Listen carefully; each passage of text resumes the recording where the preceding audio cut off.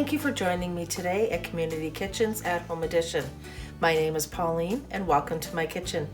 Today we are going to be making a Southwestern quinoa skillet dinner. Before we begin, let's take 20 to 30 seconds to wash our hands with warm water and soap.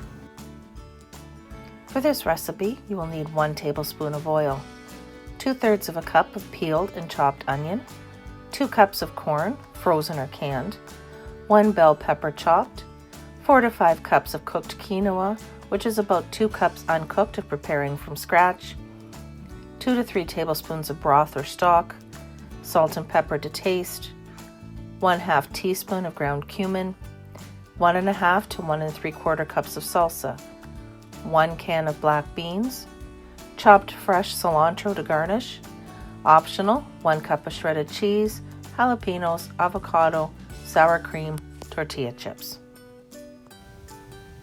We're going to start our recipe today by peeling and chopping our onion. When removing the papery skin, I also make sure I take 1 layer of the onion flesh off as well, because it can be tough when cooked.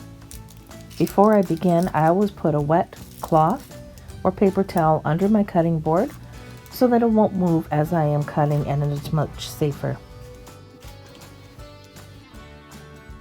To prepare our pepper to be chopped, we're going to cut the 4 sides off, then use a knife to remove the pith. That's the white part of the inside of the pepper. It can sometimes be bitter. Also make sure to remove all seeds. Next, we're going to cut our peppers into long strips and chop finely. The next time you're at the grocery store, take a look at the bottom of the peppers. Some will have 3 bumps and some will have 4. The ones with 4 may have more seeds in them, but they are definitely much sweeter, especially if you're eating them raw. For this recipe, it doesn't matter whether you get the ones with the 3 or the 4. Next, cut the leaves off the cilantro, roll tightly, and finely chop. You may notice when you go into your favorite grocery store that this could be labeled as Chinese parsley or coriander. It's all the same herb. Even though all the parts of the herb are edible, if the stalks are tough like mine were, finely chop, freeze or dry, and use in soups or stocks. Heat a large oven-safe skillet on medium to medium-high heat.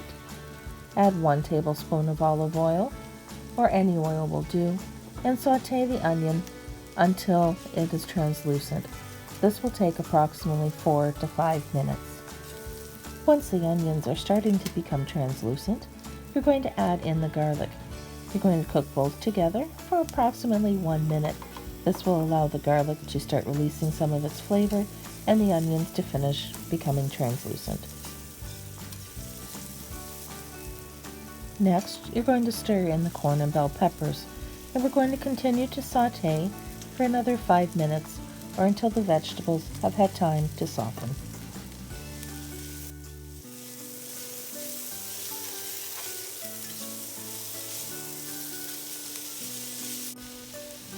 Now that the vegetables have had time to soften, stir in your stock, your cumin, salt and pepper to taste.